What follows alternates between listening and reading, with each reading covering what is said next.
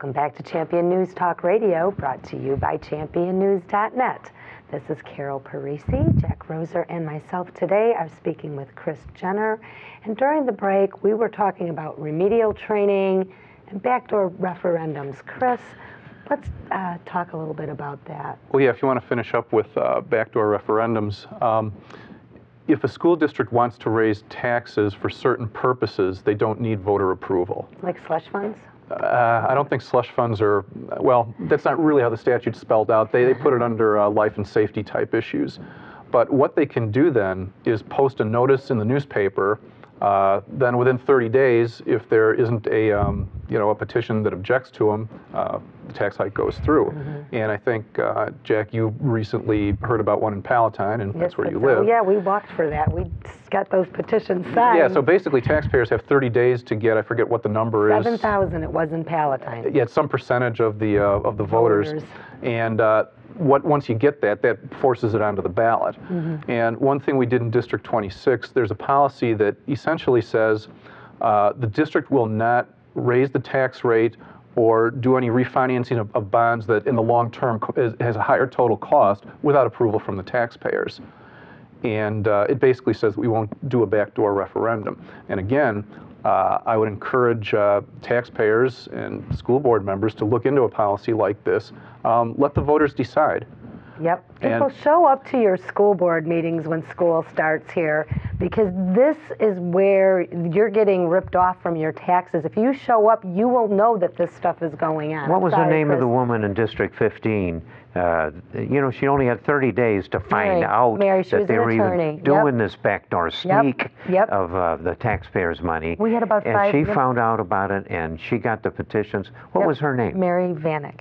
Mary Vanek. Yes. She did the impossible, because in 30 days, to find out what these rascals are doing and get started with getting 7,000 signatures or whatever it was, and to get that all submitted in tight order. It was a group of about 5 moms that did it, and then a lot of us all helped to plug in. It can be done, but boy, you got to be determined. Oh my gosh. To beat these educationists that are stealing your tax money. We were in front of all the churches every Sunday. We were in front of all the grocery stores. They did stuff at the train. I did at 6 o'clock in the morning in the train station. On to another thing. Okay.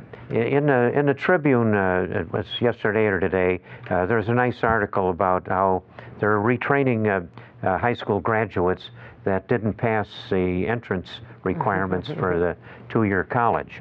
And so they've got a retraining of those that couldn't quite pass the test, so that they don't have to pay for classes at the junior college in order to enter. I can tell you how necessary that little thing is, and it's tragic. I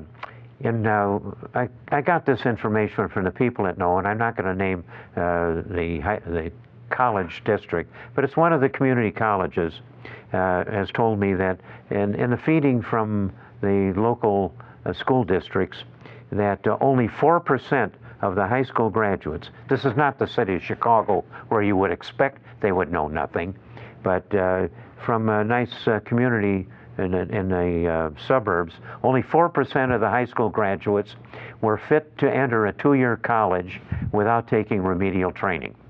Only 4% of those. Now, in the city of Chicago, it would be practically, well, they'd be genius kids on their own, because in the city of Chicago, only half the kids that enroll in a high school will graduate.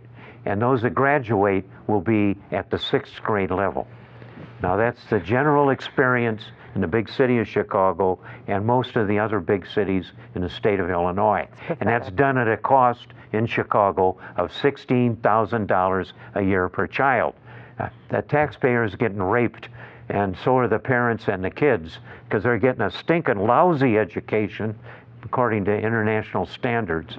No wonder that General Electric is spending $2 billion to put one of their big plants over into China. Mm-hmm. It's because the politicians in Illinois and this nation have made it very difficult for any business to operate here.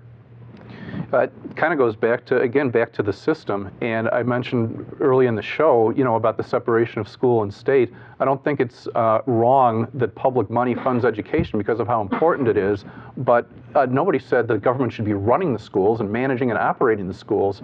If you go back to Jefferson, who was an early advocate of public schools, now, of course, he thought that elementary school should be 3 years, not 12. And he thought, actually, if he had secondary school on, I think he gets up to 5 or 6 years.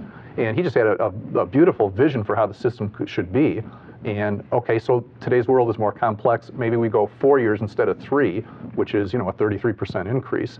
But he was very clear that it has to be the parents that run the schools, not the government. Absolutely. What's running the schools isn't even the government, it's the unions. The unions get so much dues from the teachers that they're able to put that into it, and by their own bragging of the president of one of these unions, the public unions, that is, of the rascals in government, he's bragged that they're able to elect with the money that the teachers pay into the union each year in dues, that they're able to elect the people that run them. In short, the union is running itself at the taxpayers' expense, and the taxpayers and the parents and the poor kids who don't get what they should, we're all shoved out of the scheme. The union's running education here in Illinois, and that's why we're in tragic shape. This system, the K-12 system, is over $80 billion in debt. That is the main debt cursing this state. It's caused by the IEA. The IEA, as Jack says, the enemy of the republic. We're going to talk more about your students and your children's education.